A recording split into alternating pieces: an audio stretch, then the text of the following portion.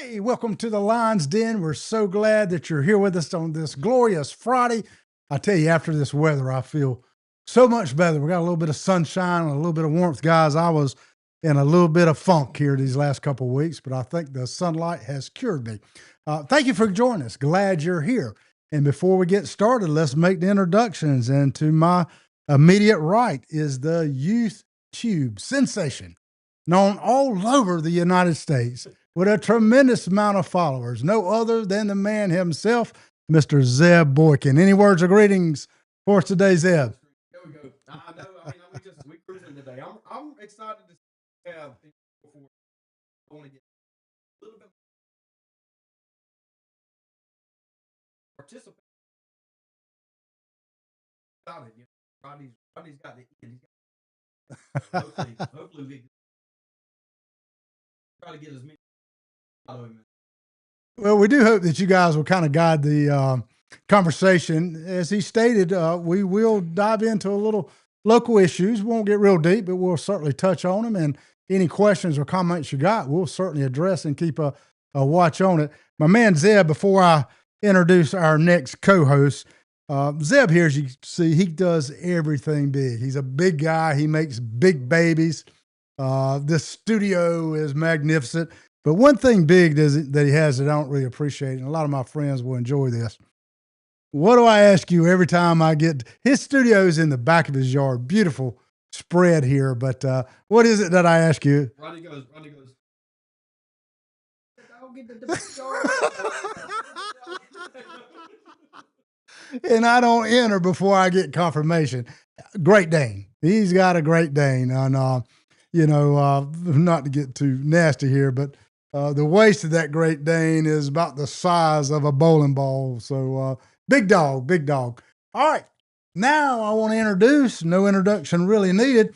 We found him in the backwoods of Lakeview, South Carolina, back in the swamps. He was living with the coyotes and all the critters back there. And we plucked him out and said, man, we want you on a podcast. I'm talking about no other than Jack Rock. Jack Rock, how was your week, man? Man, you talk about something. I got out of the house and come to Florence to the podcast. Right. I have not been until last week. I have been in the house for 1 month. I hate cold weather. Yeah. I cannot stand it. My body, I grew up in an old shotgun house like everybody else did. No heat, no running water. You don't wear no clothes. Well, you got to flaunt it. What you got to flaunt? Has he got videos? Yeah. Oh, You got to flaunt it. You can't wear a long sleeve. You're like a mosquito bit you. You swole up there. Did you get bit by a mosquito? Boy, son, it just comes with old age. You start knotting up. Like arthritis, in a big way. Well, we're glad you went. I've enjoyed, matter of fact, I just have a ball all the time, winter or summer, but when that sunlight comes out, man, I'm like a roach when you turn the lights on. Well, hang tight, because warm weather's right around the corner. Man, one more light bill and the beach is going to open up. Yeah, well, you light bill. Irish parade. You just brought up a bad subject with a light bill. A lot of people, I've seen them posted all over social media.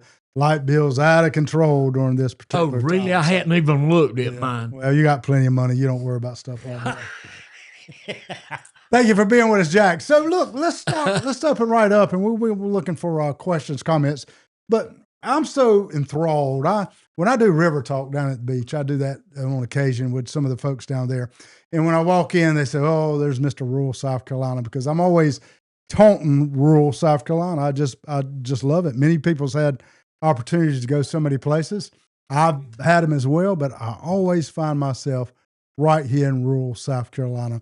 So we got a little clip, but before we do that, I want your quick little, what makes rural South Carolina special to you? Because Zeb, you've got opportunities too. Now you live in Florence, which is still considered rural South Carolina. What's the lure for you, or is there a lure for you? Rural South, yeah. I mean, as much as I can, I would like to stay away from big cities, and a lot of people like to attribute Charleston to the big city, but it's got a small town feel, and I think Florence is like that in the same way.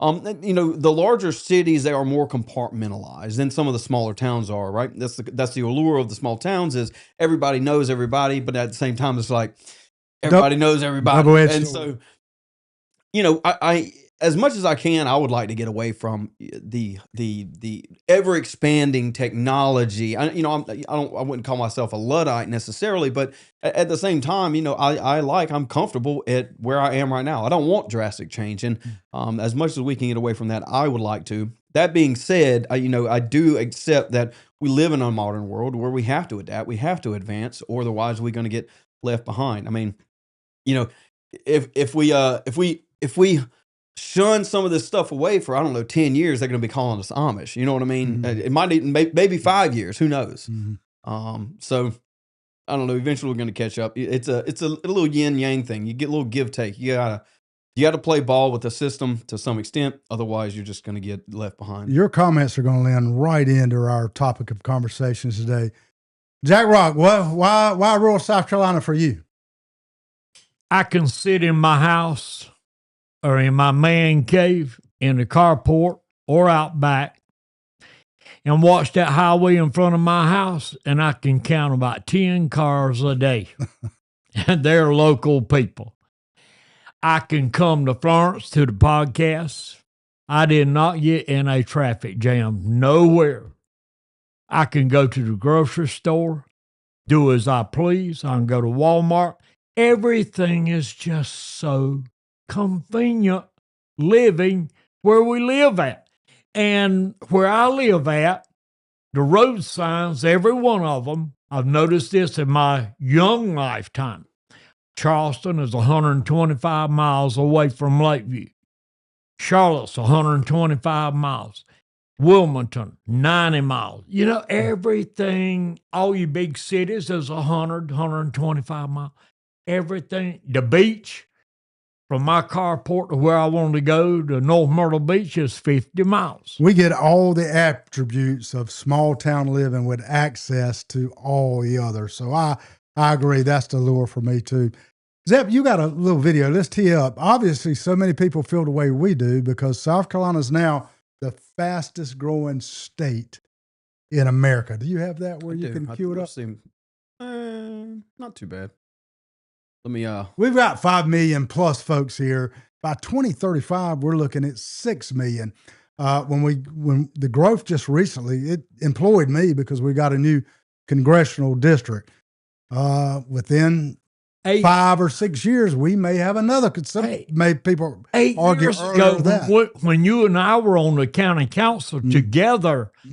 The population of South Carolina weren't but 4 million then. That's right. That's how much that was 8 years ago. Yeah, we're the lure of we're the beauty of the ball. Time now to connect the dots. When we make the news make sense. You may not realize it, but the fastest growing state in the entire country is right here in our own backyard. South Carolina is the fastest growing state in the U.S., and it's not expected to slow down anytime soon. Let's connect the dots. The Palmetto State grew by 1.7% in 2023 to a total population of 5.3 million people. And since the birth rate actually dropped, most of that growth was people moving to the state. So what's the draw? Housing in South Carolina is a fifth cheaper than the national average. Combine that appeal with a low cost of living, thriving state economy, and a natural beauty. However, the boom is only expected to happen in certain areas. Rural areas are shrinking, while cities like Columbia and Charleston are expected to see the most growth. Experts predict South Carolina's population will expand by 19% over the next 20 years. And that is Connecting the Dots. Yeah, that's phenomenal growth. And it gave all the attributes that we talked about. I mean, the slow living, the low cost of living, the climate. So let me ask you this. While we're growing in leaps and bounds, right here where we're at in the Pee Dee, and particularly Marion, Marlboro, Dillon's kind of on an up trajectory, even though slower than we would all like. Why are we not growing in these small counties? Zeb, what's your take on that? Where are the jobs? Where are the jobs, Rodney? Mm-hmm. I think that's largely what it boils down to, is where are the jobs? But even beyond that, you have largely just the coast in general. I think Greenland has an allure to it, but generally the coast, and we see this growth that's happening in South Carolina. It's almost always on the coast. We talk about I think it was Moncks Corner was like, or Mount Pleasant was one of the fastest growing like 5-10 years ago. They basically had to shut down any types of construction. You have Horry County, which is having a massive influx of people to it right now that are not native to South Carolina, really aren't even native to the South. And so we're having an influx of, and I want to make this point here in a little bit too, but an influx of generally Northerners. We can pick out states we want to: New York, New Hampshire, New Jersey. And I did insurance for a little while, and that's what we were seeing. Ohio, some of them out with Midwest. They were looking for coastal South Carolina, a little bit lower taxes, but that's kind of where they're going to. It's not that they want the coast; it's that they want the culture, because the culture of the Carolinas is something a little bit slower, something that we can be proud of here in rural, and they are moving to South Carolina as a cultural move, but they are bringing everything with them, and I think it's largely obviously retirement that comes with it, and then the jobs is the movement to the larger cities. I think Columbia is an exception because it's in capital, but then you have most of it is the coast, from Horry County all the way down to Charleston, down to I would even bleed it into Savannah too, but that's kind of a well. Let's do this, Zeb. Let's peel it back just a little bit further. You say jobs. I'm going to get right to the point and say leadership. I think leadership's the genesis of this, and not to cast any stones, but I don't know if I would separate the two that much, to be honest with you. I think they run parallel to each other. I can tell you, when I did work for the congressman, I'd go from every county. There were 8 counties in his district, and I could tell right away when I went to the economic development meetings, some folks were there just drinking coffee and telling jokes, while other counties were conducting business. They were all about business. And I can tell you, it was these larger areas like Florence, Horry, that were conducting business when some of our rural areas were smoking and joking, so to speak. I think we've been very reactive. Why do you put Florence in there? Is that 95 and 20? Is that where we're getting that from? Absolutely, but transport. Yeah, absolutely. But leadership. I mean, leadership. These guys are serious about doing business. Their public-private partnership raises all kind of money. I mean, they put their money where their mouth is. And, I think it all starts with economic development, quite frankly. And in these small counties, it appears that we're so reactive instead of proactive, getting ahead of the game. And I see that time and time again, which leads me to this point here. And I want to ask you, Jack Rock, you were a county councilman. Your daddy was a senator.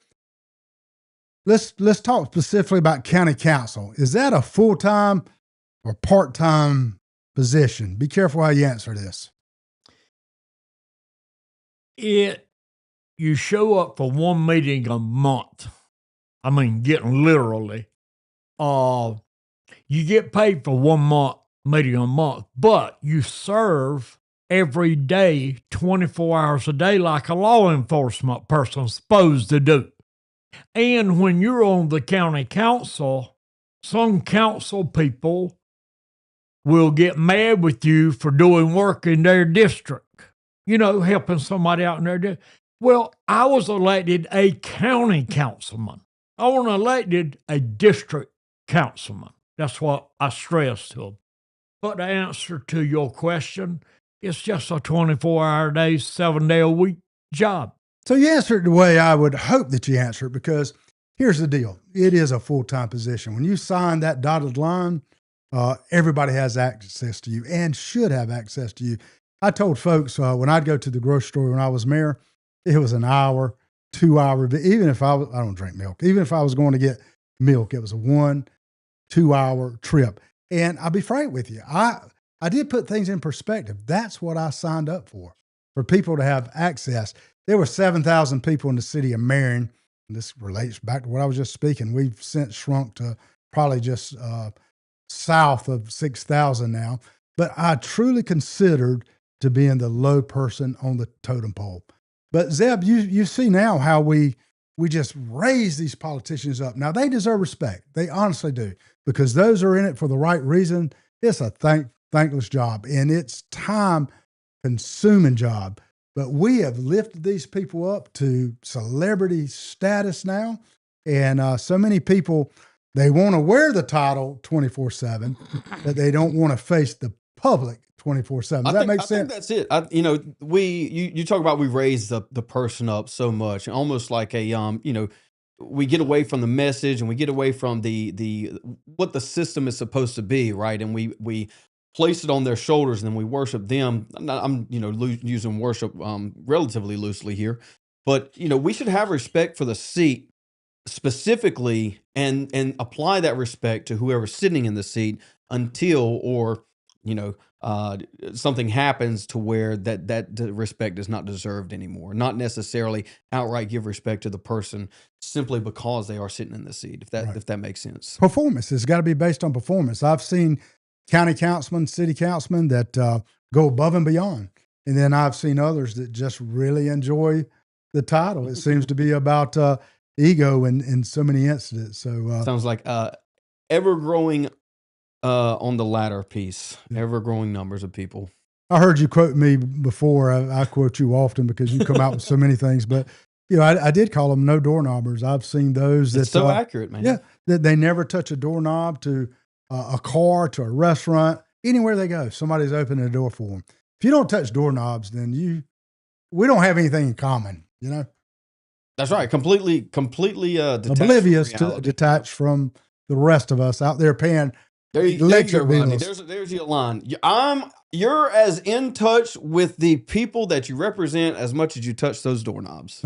Okay, sounds like a slogan. We can run with that. I think we could do something with it. So, guys, I promise the people we'll dive in a shallow way, not get too deep, but we do have some local issues in the Pee Dee with some of these small towns, and you want to lift them up, and citizens deserve the best efforts from councilmen. But let's start. Down in Lake City, I don't know how much you guys are aware of this, and again, not to beat them up, I think they're trying to rectify it now. But there was a massive amount of misspending there. We're talking about millions of dollars in a little municipality. They found that they were going on trips and Ubering with limousines, staying perhaps in hotels that they could have stepped down from, and just expenditures here, there, and yonder. And that really burns me up, because I've seen incidents where some councilmen actually adopt that it's their money. Well, it's the furthest thing in the world from their money. Are y'all familiar with the Lake City issue at all? Yeah, I've caught a little touch of it. I don't watch much news, but I did catch a touch of the Lake City thing. But it all falls back to me. What you're talking about is our local little towns. You can't keep a police chief. You can't keep policemen. You seen right lately, we've had 2 or 3 in our local area. Right. I mean, man, the police chief, and it's a constant thing, even in my hometown, Lakeview. Yeah. Hey, police chief and all the cops, what is going on with, makes people like me that's not involved anymore, what is going on with our leadership? Right. Seems like there's miscommunication so often, because a lot of these people in the positions, I know a lot of them, and they're really good people, but it just goes astray some kind of way where communication is not happening. You were speaking really of LATA, there without. Always in the news. It does appear. News. And, it breaks my heart, and it's frustrating, because it's rural South Carolina that we herald so high, but we continue to have these small issues, and we just got to get people committed. We've got to get people committed to these things. I saw a question up here, and I promised I would touch on this just a little bit, but the Marion, South Carolina data center. I think there's several issues on that data center. And I'm going to speak a little bit. I'm not going to go too far on that because that's certainly, I don't have any role in that in Marion County. But there's several issues there: water, electricity, location, and employees. So I'm just going to briefly break that down just a little bit, and you guys feel free to inject anywhere you want. The water. I got to tell you, in Marion County, I was part of 2 cleanups. Blumenthal, who had a serious environmental issue, and then down the road, there was another one, but also the diaper plant. We were part of a cleanup, an environmental cleanup, and I got to tell you, back then it was DHEC. Now I think it's Department of Environmental Services. People were worried about first of all, the closed loop systems. I think we're fine. I'm not too much worried about the water issue in terms of quantities. They worry about the residues that in the water, the contaminants. DHEC, there's so many safeguards there. There's just so many safeguards that I see there that water's not a big concern of mine. Moving electricity, yeah, these guys use massive amount of electricity. So how do we keep the electric bills from going too high? All that's got to be done up front. Me and you spoke a little bit, and you're convinced electric bills would go up. I'm not quite yet, but how you resolve that issue is up front, with the power companies. Make sure that the residents aren't paying for that added infrastructure, because a boatload of infrastructure does have to come in to do that. And I certainly don't want that passed to the residents. Just a little bit of communication. I'll tell you where I felt like everything really broke down on this particular issue, and that's communication. People were having a hard time. There were code names. They didn't list the name of the project. Folks, common practice. In fact, every project that I've ever been a part of in 15 years of doing this, we have a code name, and that's to protect the industry. They have to worry about competitors coming in and finding out their plans. So that very much is common practice. So that really doesn't hold any weight there. Where I feel like the ball was dropped, these data centers are nothing new. Every county's entertaining a data center as we speak because they're just so prevalent, right? I felt like maybe the ball was dropped, that enough research wasn't done on these things, because everywhere it went, you did have groups that came out and opposed it. Had you done a little research, that just Colleton County was a big one right down there toward Walterboro and Hilton Head. Had a little research been done, nobody would have been caught off guard about this thing. They would have known that people were going to raise issues, and they could have jumped ahead at it. It's at a fever pitch in Marion County right now. I mean, back and forth. And there's so much misinformation. There's some very good information in this entire thing. But today, and I'll touch on this too, about the need for a newspaper. Nobody's holding anybody accountable. You've got people posting articles that were written articles, and it really gives it no substance, no backup substance, just to quote somebody else. So there's a lot of issues. One last thing I'm going to touch on, and I want y'all to get more involved, and we are getting some questions here now. Employees. Okay, here's another thing, and please don't misunderstand me. Anytime an economic developer talks with a prospect, one of the first things we say, look, we want our people hired. Give our people first chance of these jobs. You know what they say without exception? 1,000%. We want your people to get the jobs. But understand this. No industry are going to lower their standards to please our people. We've got to raise our standards to where they're at. Case in point, we've got a industry in Dillon, South Carolina. You know what they do? They make engine blocks for airplanes, landing gear, all this stuff. Do you want Councilman Joe Blow's uncle to work there for a hookup, or do you want the most qualified person working on an airplane engine when you're in the air? I'd prefer less planes falling out. Likewise. Well, you get that by hiring the most skilled people. So there's opportunities left and right. Marion, Dillon County, Florida. Our technical colleges are the best in the country. We have adult education and all these folks willing to prepare our people. If we're not preparing, guess what? You get left behind. That sounds like a harsh stance. Don't mean it to sound like that. but we've got to raise our level. The industry is not going to come down to our level. So that's some quick points on the data center. About every county is really recruiting them. You can't have both. You can't have low taxes and no industry. Okay. What I'm advocating for, let citizens every question get answered to the full extent, and then make a decision, but not before all the facts are laid out and just not opinions by others. Then you can make a decision on that. Jack Rock, you had a question. I got a question for you that some of the listening audience, will call it, might be interested in. You're talking about electricity for the data centers that we're kind of thinking about that. That's what your discussion was about. Now, I worked for 15 years, maybe 14 years at Johnsonville, South Carolina, on a Santee Cooper job. Coal-fired electrical plant. You remember that? Mm-hmm. Okay, that fell through with the Obama. He did away with all coal-fired plants, electrical plants. You remember that? Mm-hmm. Well, that did away.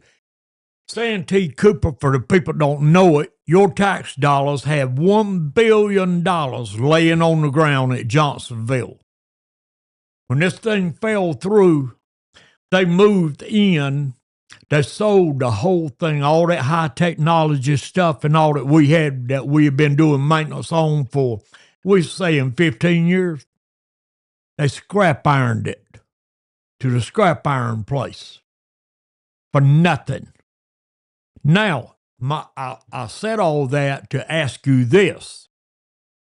Santee Cooper bought 1,000 acres of land on the Pee Dee River. Now, I might be wrong on the acreage a little bit, but we're going to say 1,100 acres of land on the Pee Dee River at that bridge at Johnsonville. They still own it.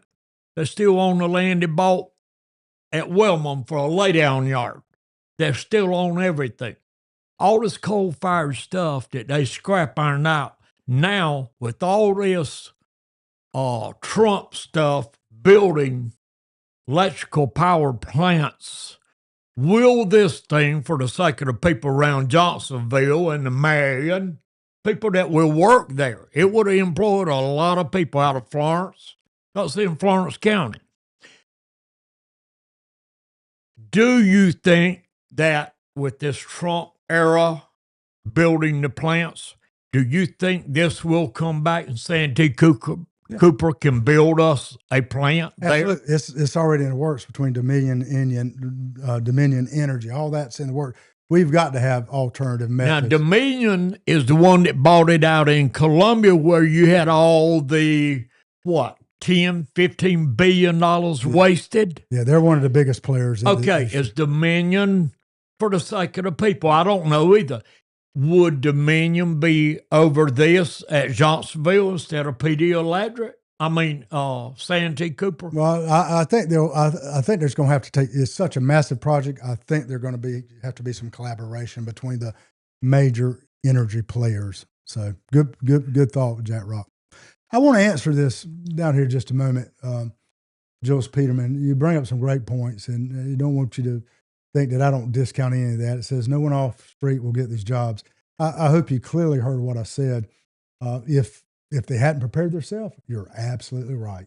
Industry's not going to lower their standards to suit us. We've got to raise to the level, and actually, I'm glad for that. She makes another great point. Let's put it on the ballot and have people decide. Let me recommend to you that you've done that.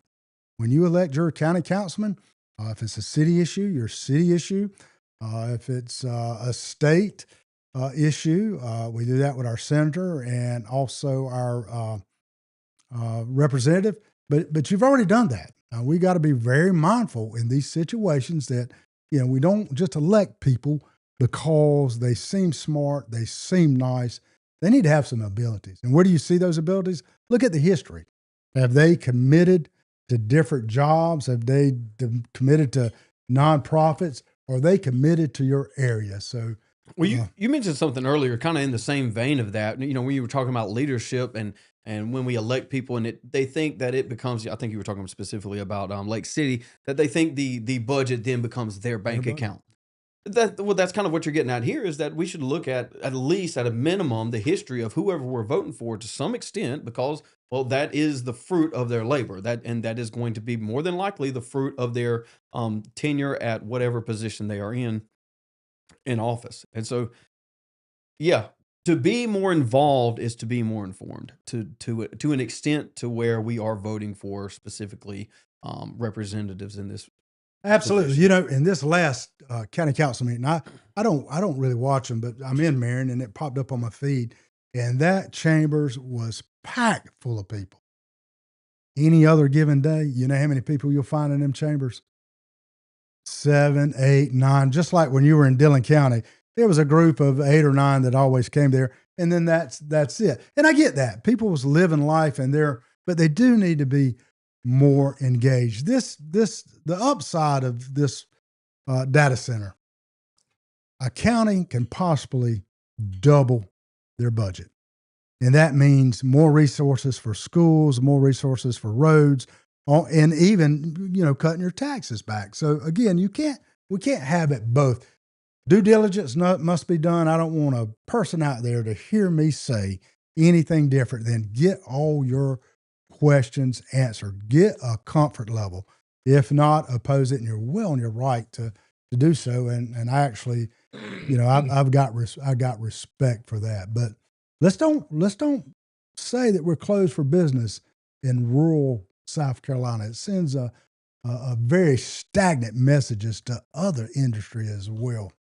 I got one thing to say about what you were making statements about a while ago, about an industry moving in an area and they're not going to lower themselves to our whatever we are. Our standards, yeah. You know, they're going to look for the best help. Well, I'm going to share with y'all, in the Pee Dee area, I was on a big industrial job, and let's just say 89, 90, big, one of the biggest industrial builds in the Pee Dee area. And before you could go to work there, you had to pass a test. And they had night schools set up on the job for people when they got off work. They wanted to go to work at this place, would go to school and learn how. And this particular county where this industry was being built, the industry put a full-page ad in their local paper, in the county's local paper, about how they couldn't get one person out of that county to pass the test to work at that plant that they moved into their county and to try to hire their people. Could not pass the test. But did you see the effort of the local industry trying to engage local people? Yes. They do. They set the schools up. Yep, we do that. You know, they didn't have to do that. Right. But we're going to train you how to pass the test. Yep. Still couldn't pass it. Right. And you know, that's a problem all over the country, in fact. I mean, we're not unique in that aspect in terms of the workforce, but we do try to get our folks.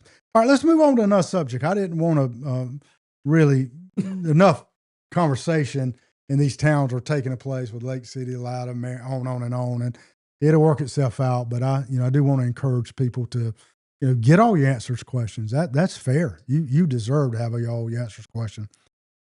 So Zeb, you're social media type guy. You've excelled at it. I'm starting to read a few articles. There is somewhat of an appetite for print media, niche publications to return. And you know who your generation is called what? What's the one before Gen X? I don't even know what generation I'm in, to be honest with you. I'm a millennial, I think. I'm on the back end of millennial. That's prior to Gen X, right? Millennial, yes. Gen X. Okay. So do you know what's before millennial? That's X, Y. Anyhow, so before the Gen X, they're saying the millennials are starting saying, hey, what was it like for a newspaper, something you could touch, something that's vetted instead of 1,000 voices like articles that people are sharing on this thing. I mean, there are a lot of opinions. When I read an article, I honestly don't pay any. Oh, you mean like Gen Z, like the 18 to 24 range is looking for printed? I won't go as far as saying that. I don't know how many there are, but I am reading articles where they're curious about it. And those that invest in newspapers are entertaining the idea of coming back gingerly, carefully, because back in the day, when you read a newspaper, it was gospel. I mean, it was vetted. Today in social media, which I'm a big part of, I enjoy it, but nothing's vetted. I can put the prettiest picture up there with an article. I can state some things, and you almost call it the truth because you read it. And that's because back in the day, we did trust newspapers with their content. Was the article that you read vetted? No, I'm just kidding. I'm just kidding. So this is your realm here, Zeb. So let me ask you some hard questions. You do a lot of preparation for your podcast. You scour articles. I know you spend a lot of time in that. How do you say, okay, this is real. This is real. There's some substance to this, or this is not. It's getting more difficult. It really is. I mean, the ability for people to fake things nowadays is drastically improving, especially when people have access to like free AI tools. I mean, this is going to become a bigger issue, right? We talked about that last week, where the imaging, the video, that's kind of baseline. I mean, the ability for AI is through the roof now. The answer to your question is essentially you have to go to the source. Where is the primary source? Where are you reading an article, an opinion article? Is the article citing sources? You have to go back to the sources to some extent. I will give some credence to Elon Musk here and X. Contrary to basically every other platform, right? We saw this in 2020 with like Hunter Biden laptop, and we saw this in 2024 with some of the other stuff from Meta, where they are using third parties like Snopes and some other things to like fact check. Elon Musk and X has built in this thing called community notes, and you can, as a commenter, you can go under that post, and then if you can debunk the post, or you can prove that they're wrong, or they're lying about something, or that it's fake, you can post that and then assign it to get manually reviewed and or upvoted by X amount of people that approve that community note to say, hey, this thing is not what it actually says it is. And so that does help, but it's also a little slow. It's not instant, and so things get parsed around for a couple hours, maybe a couple days before it even gets really tagged. And that's the Achilles of newsprint, because you've got to stop and print the paper. You got to. It takes time. You got to distribute it, But I'm tickled to death that maybe there's an appetite back for that. I don't know how I don't financial prudent it is. Yeah, so I looked into like the print world a little bit, and that's your space. That's where you dwell at, or at least you used to. I don't see print coming back. To be honest with you, I don't think the efficiency is there. Far down the road, aren't we? I think everything is digital. It's not worth it. No, people don't even, I don't want to get mail anymore. I'll just set everything up online. I don't need a magazine or something coming too, outside of obviously some local things that, businesses that we want to help support around here. But that's kind of the argument here that's being made is an argument for localization for globalization, right? In the same way of, are we going to support almost a printed type newspaper magazine setup versus a digital platform setup, or are we going to support local businesses or outsource and send our money straight to Amazon or Walmart or whoever? So here's a prime thought here. So in our hometown of Dillon County, I live in Marion County now. There's a vast contrast in how media is distributed. In Dillon County, you were in the paper many times as a county councilman, Jack. They've got a presence of the local paper. Then they have their online presence. And then there's a whole nother group that's got an online presence. And I'm going to tell you, in Dillon County, it's alive. These guys don't bash each other, but it's a race to get the best news as quick as you can to get out on these digital platforms between these two entities. And I'll tell you what that does. it keeps all of our politicians accountable. Won't you start a newsletter, Rodney? Well, I don't know that I got time to do it, but I sure wish It could somebody be like in a Marion single County- page, just a single page flyer it type really setup. could. Maybe that's something me and you collaborate on. But in Marion County, so the Florence Morning News used to have a presence in there with a paper. Then it was just obsolete. Nobody looked at it anymore.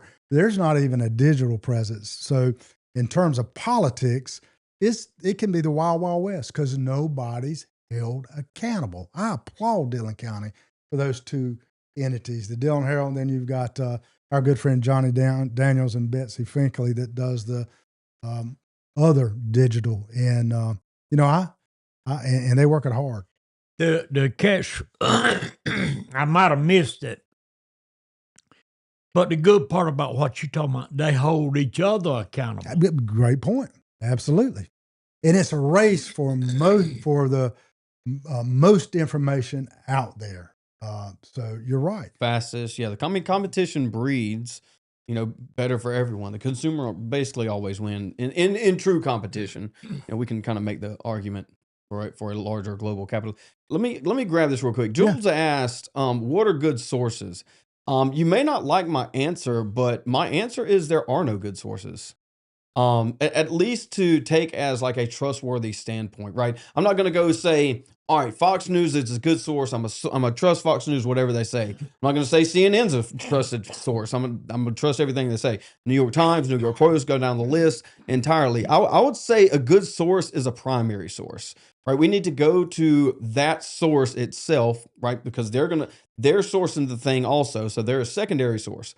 And so we need to go to the primary source. When we look at things like polling, when we look at things like anything statistics, they can take statistics, they can take numbers and make it look however they want to. Amen. One example of this is the January jobs numbers, right? I don't want to bash the Trump administration specifically right here, but this is it's not them. This has happened all throughout history.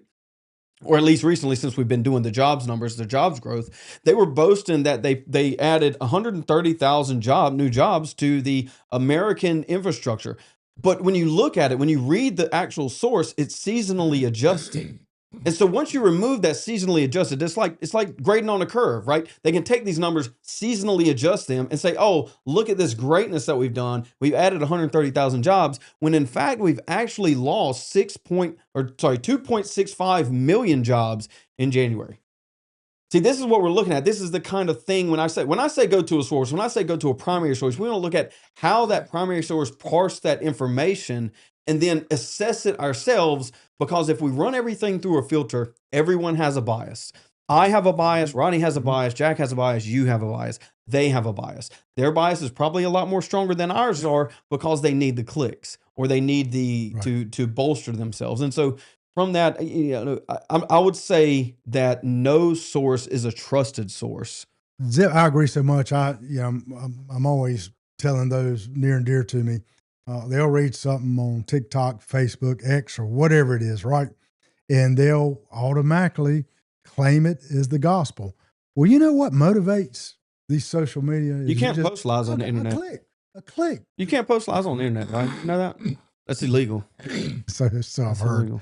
But the clicks drive that. Yeah. I mean, it's just sensational. Whatever. You just put the most controversial thing that you possibly could put for clicks. And that we're a world of clicks now. Can I give you a good example of what Zeb's talking about and you're talking about? One time I was in a situation where everybody in the public was worried about financial this, financial that, and they wanted me. They threw it on me to relieve them of the problem of introducing it to the people, and nobody had an answer for it. So I got my paperwork, and I stood up in front of this crowd and read the numbers out. Everything complete, serious, just like I am right now. Boy, I was laying it to them, and everybody was like this right here. And when I got through, everybody clapped. And you know what? Everything I read off of that paper, there weren't nothing on the paper. I made it up. Lord, forgive me. Here's my surprise look. Milton, and I missed Rodney's comment a little earlier as they're scrolling through here. Really great point, and I can address that too. And I should have earlier, but when it comes to these projects, and the data center is not an exception, we all give FELOs. That's called fee in lieu of taxes, because South Carolina taxes are very high on machinery at 10%. We can bring that down to 10% up to 30 years now. So that's done for every project that comes in. Now, we also have something called a special source revenue credit. That's pretty Oh, you cool. gave it 2 thumbs up. I did, okay. That's an additional incentive that the county can give to these industry to land them. And let me assure you, that's done by every single county on just about every single project.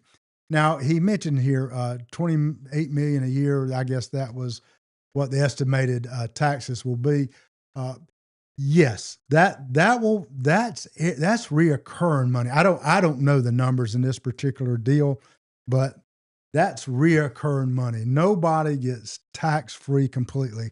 There's levels of what you can give, and that's based on return on investment analysis that I hope Marion County does. I feel strongly they do. We do so in Dillon County, but that's reoccurring taxes. You're going to continue to get those. All that's in writing and can clearly be demonstrated. So you may put that to rest there. This is an important topic. So let me ask a question if I can. Sure.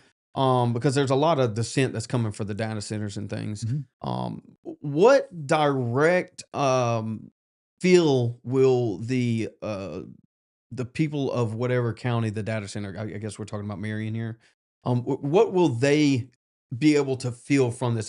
How many jobs is it going to fill? Okay. Is it 5, 10? Is it 100, 200? Okay. Is it are the taxes going to a general fund that's just going to go and pay off whatever is continued to grow? Are they going to be able to decrease taxes based on this?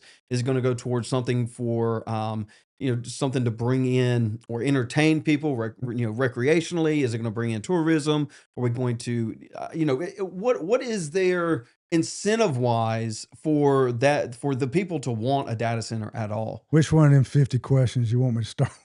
Well, all of them. I want all the answers, Rodney. I got them, or I'll try to. Employment. So data centers aren't traditionally known for very much employment, okay? I've heard numbers from 20 to 200. A lot of them are construction jobs, which are temporary to begin with. Permanent jobs anywhere from, I just hear from 20 to 100. But please hear this. In Marion County, I think the unemployment rate now hovers around 7%, okay? Once upon a time, it was 18%. The state, I think, full employment for the state, or maybe even Marion County, is at around 4.8%, 5%. And I might need correcting on this, okay? So we're almost really at full employment. That sounds odd. It feels odd for me to say that. So in these scenarios where our employment rate is low, the whole focus shifts. Now it's more important to get those investment dollars. And now let me address some of these other questions. So yes, Zev, these monies go into the general fund, and a good portion of this goes directly to the taxes are shared by the educational entity and also the county. So a good portion goes to the education. So that will also help our schools, but it goes to the general fund. And yeah, I certainly make the case that taxes could be stagnated or reduced, especially when you're talking about this kind of money. I mean, this money is transformational, and it just can't be discounted, because this is something like this is what Marion County's been waiting on forever. I mean, this is an opportunity. Every time I say that, I have to caveat by saying this. Marion County citizens, I applaud you, because you have been the accountability. You deserve your answers to all your questions. But let's do all that before the ultimate decision's been made. What else did you ask me? What did I feel like there's maybe something else I missed? Well, I mentioned the taxes are going to go to the general fund. Yeah, Is there going to be like any immediate, feel for the citizens or the residents of Marion County, or even, the surrounding PD? Yeah. because I mean that's what they're going to be asking for, you know, and I think you would disagree with me, but inevitably their electrical bill is going to go up. That's just the nature of how these things work. And so I guess the question is, what's the trade off for them? Why should they support a data center when it's really not pushing jobs numbers heavily? You know, we could dive into it, but I guess what I'm asking is, when it comes and there's this major pushback, like you've talked about in other locations, what is there to give them? Hey, give it time, give it 10 years, maybe we'll see something down the future. Or is it, hey, this is what we're also getting from this for having this data center here? Yeah, in short order, and it'll probably be a year or two before the taxes come on the books, but it'll be that investment. And hopefully county council members will use that to even lower taxes. So you could feel it fairly quickly in terms of your taxes there. If they have to bring people in, I don't know why that's so taboo to folks, because when you're bringing in folks, if we can't meet their requirements, you're bringing in people that make good money, that usually contribute to society. They may join the Rotary Club or whatever nonprofit out there, but it's generally people that put into your local economy. And look, in our demographics, as we lose growth in these counties, you know, we lose tax dollars. That's one industry's one of the best ways to invite new people into your community. That's how we're going to grow, to tax the house they buy and the 2.5 cars that they buy. But generally saying, something like this could really lower taxes. Now, that's a county council decision. But every county councilman really want to do that, because most of them want to keep their jobs, and that's the quickest way to keep your job. I got a question that somebody might be interested in. Do you have any idea of where, now we're talking about data center for Marion County, Dillon, Marion, Marlboro, we're all talking about low esteemed counties. You know what I'm saying? Where is the bigger counties like Greenville, Horry County with the big population, where are they at with these data centers? I got to tell you that it's so prevalent that I'd be surprised if there was a county in South Carolina that wasn't entertaining a project as we speak. I mean, they're out there looking for land, and it's all contingent upon where energy is. I mean, there's got to be a certain amount of electricity available already. But without question, everybody's going to have to add infrastructure. And to your point, Zeb, you don't see how electricity bills can go up. That's fair, and that's a question that many people have raised. And I think the key there is to get those responsible for electricity on record saying we're paying the company and we're paying for this infrastructure. Now, what keeps that from filtering in 5 years down the road when they raise rates? I don't know. That's a fair question. I got a question. Let's just use Marion County for an example, since that's who you're talking about, using for an example. Let's just say that Marion County decides to get a data center, that the county council votes to okay. How many counties does that data center cover? Or does Dillon County, Florence County, all the rest of the counties get a data center also? No, I see you shaking your head, Zeb. It's not really a question. Like that's not like a answerable question. The data centers serve the companies. It's a company that serves the data center, and I don't know who's running these data centers, but let's just say Amazon wants to build a data center. That serves Amazon. Like there's no service to the residents of any location. Okay. And that's kind of the point that I was getting at with asking Rodney those questions is, what's the incentive, right? So if we have a plant come in here like, I don't even know. I guess most of the industrial stuff is kind of built the same way. Like Harbor Freight. Like, okay, so Harbor Freight comes in and they build Harbor Freight, and then we have like a cheaper it's not Home Depot or Lowe's, but we got a Harbor Freight tools, right? There's a little cheaper tools. Like that would be an incentive to have Harbor Freight come in also. But like building these data centers, there's no, I just don't see like an immediate incentive to apply there. Does that make sense? It does, but don't lose sight the investment, because investment is king. Again, more money from your schools right away, more money for the county to lower taxes, to build, to grow. So investments king above jobs. You spoke of Harbor Freight, just what a wonderful partner there are.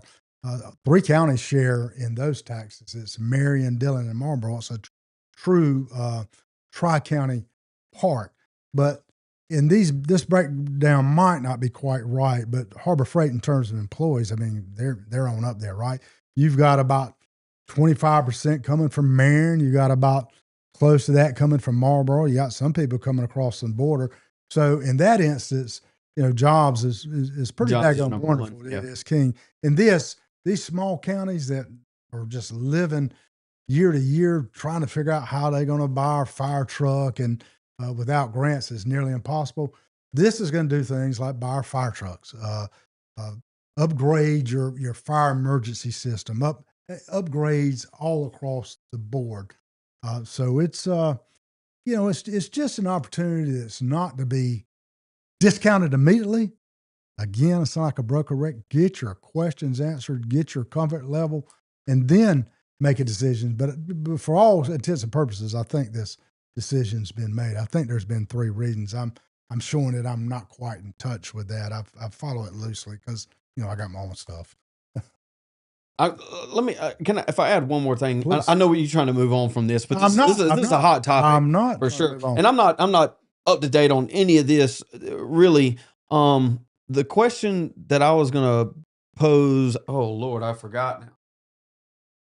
It'll come back to me. What we got next, Rodney? Well, maybe I'm happy about that. You asked some. It was a good question. Not only do you ask, not only do you ask difficult questions, you ask 50 at a time. Here's the question: is I guess it's not a question; it's just an observation, right? You talk about all of these counties are trying to bring in data centers. They're looking for data centers, and just like many industries, they're kind of shopping the scene. They're shopping the geography and everything that's going on. And all of these counties are really open to bringing in basically anything and everything. And so the competition isn't to, there's no real negotiation, at least from what I can tell on this end, from the county's positioning. There's no negotiation necessarily from that, because the people that the companies coming in kind of have their pick of the lot. And so, why would they come to Marion? Well, Marion, this isn't an accusation to anyone, but we'll give you the world, right? We'll give you everything. Come to here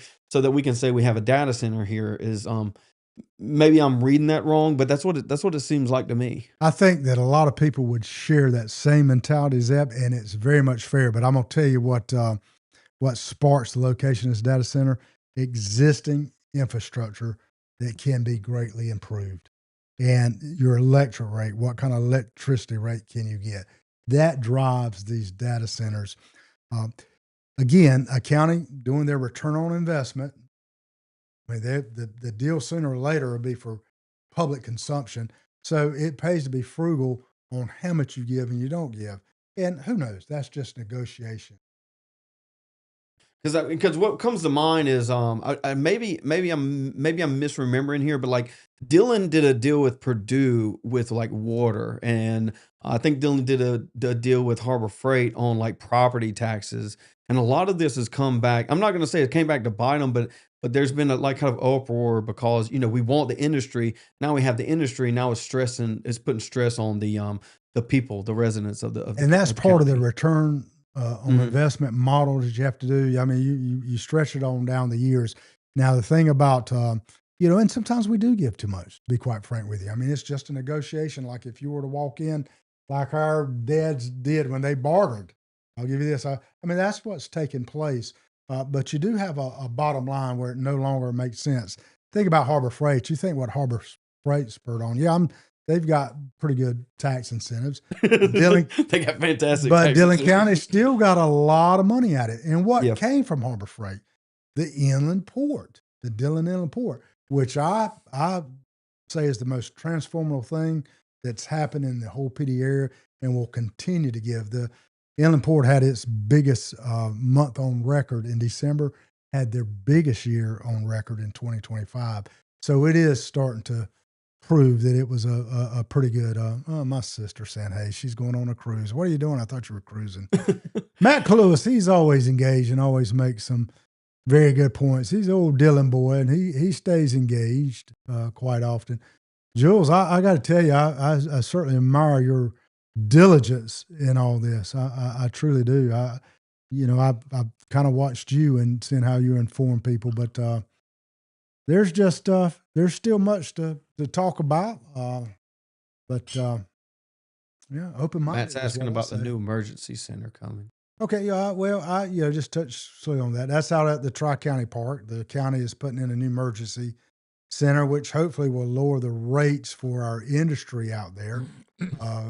Tim Harper there, the county's done a yeoman's job in piecing finances together, got some federal money, state money, and private entities. So always looking for ways to, upgrade our current infrastructure. So we're excited about that there. Guys, what we missed. I got one thing I'd like to throw in there for the general public to know that they don't know. But I'm old enough, I know it.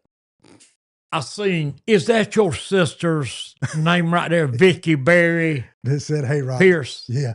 Okay. You know what that made me think of? What? By seeing her name? Uh-huh. Your daddy's name, Victor Berry, he was, now straighten me out if I'm wrong. Somebody out there straighten me out. But Loudoun's got a superintendent, and Dillon and Lakeview's got a superintendent. Right. But countywide superintendent, school superintendent, your daddy was the only countywide superintendent that Dillon County's ever had. So that's a true statement. And my dad, actually my stepdad, only dad that I ever knew, and just, he treated me like I was his real son. I was, and he was my real dad. But that is a true statement. We used to, in the summertime, we'd load up and be in the tobacco fields at 7 o'clock. He'd crop tobacco with us, do whatever he needed to do. About 10 o'clock, he'd leave. He'd go home, take a shower, put on a suit and tie, and go do his business in the county. He'd return to us about 4 that afternoon and start cropping the tobacco again. So very, very true statement. Yeah, a lot of people don't know that. Yeah. Zeb, what's on the pipeline in your world? What topics are... I'm taking it easy this weekend, man. The G-rated. What topics are you diving in on your podcast? All of them, man. All of them. Obviously, we're diving into the Epstein files and what's going on over there. And I mean, that's been constant for like the last 3 weeks.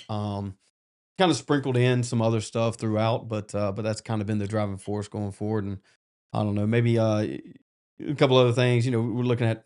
I like to not bury things. We're looking at Minnesota. What's going on over there in Minneapolis? What else? I'm still talking about Venezuela a little bit. Not bury anything that's going on in the past, and just typical general. I guess maybe I should dive into the state governor's race, the governor's race of South Carolina. Maybe we talk about that topic next week. I think we've got that. a lot that we all could share on that race as it continues to heat up. So, but yeah, no, that's the driving force, and just the dynamic of politics right now. I like playing the political game to some extent. Rodney entertains me on some of those things, so I appreciate that too. I learned so much from you. I really do. As we talk and engage, I learn a lot from Jack Rock too. Politics truly just navigates everything we do to the point that really I get a little weary of it, honestly, even though I've been a part of it for so long. Well, everything's political, Rodney. Everything is political. Even what we're talking about right now is political. It's at the end of the day, everything is political, and all politics is religious. We can have that conversation for another day too. I'm scared of that one. Jack Rock, what's up? We're going to the hockey game tonight? Oh, I forgot about that. Trying to talk Jack Rock into going out to see some hockey. He's never done that. And Jack Rock's pretty fond of big audiences, so I thought it'd be an easy sell. But I got a little bit of problem trying to get him out. It's past his bedtime, man. Past his bedtime. The wait between now and the hockey game is going to be tough on me because I can't sit still that long. I'm hearing the answer as we speak. That's a big negative. We're not seeing any hockey tonight. We're talking 2 or 3 hours, son, or more. Yeah, But I you know what I always Jack, I tell got you? you some weights and plenty of yard to run in. You go for it. You know what I always tell you when you call me and you got an idea? I say, whatever you say, boss. So if you say go to the hockey game, Jack, rock. That's where we're going. Well, let's see. The non-disclosure has been made. Answer this and we'll close it out. What are they? Non-disclosure. Okay, Leon. Hey, and I know Leon. Yes, again, that's just so you know, that is common practice. We sign NDAs with about every project that comes in the county, regardless of the project. And just kind of reiterate Jack Ruck's word, just try to reiterate what I said earlier. A lot of that's to protect the industry itself, because it's a cutthroat world and they have their competitors closely monitoring what they're doing. So as long as they can keep it confidential and quiet, then they get a jump on their competitors. So I'd ask you not to be too overly concerned about that. That's common practice. Same token, I'm a citizen and I understand the outcry on those things just because folks don't really know. Yeah, code name. We use code names. That's what I'm saying. Well, let me in with this. Look, I love rural South Carolina. This podcast is not about me, but I love rural South Carolina. Why? Mainly the people. Sometimes you get caught in the middle of a topic, and something to be said for that. You know, you've got to choose a side. The side that I'm personally choosing on that is simply get all your answers, get all the answers to all your questions. But again, as you can see, I do favor these data centers because of the upside. I won't have any decision on that, so rest. But have your conversations to the full extent. It's a little bit like a broken record. Now, don't it? Let me throw Closing up, but you let me you throw have the last something in word. there. What you just said. Out of all the people I meet from out of state that's moved down here in the Pee Dee area that I'm talking to, the biggest thing that thrills them about what you're talking about is Southern hospitality. They cannot believe it. That people will come up to you and just start a conversation. They're not used to that up there. Right. That's part of the lure of rural South Carolina. You can say hey to somebody in our area and get away with it. Indeed. You speak to somebody on an elevator down here. Southern hospitality. And I love it. That's why I love rural South Carolina. Why we love the people. Thank you for joining the Lions Den. We bid you a wonderful weekend. Should be a good one. Weather's supposed to be great tomorrow. Maybe a little rain Sunday, but it's Valentine's Day, so make sure you pick up your sweetie some type of gift. Don't go home empty-handed. You got yours? We gonna too much stuttering there. I'm gonna take the baby this afternoon. Okay, good deal. We're gonna get some Valentine's stuff. All righty then. Hey, we'll see you next time. Thank you for joining us in the Lions Den.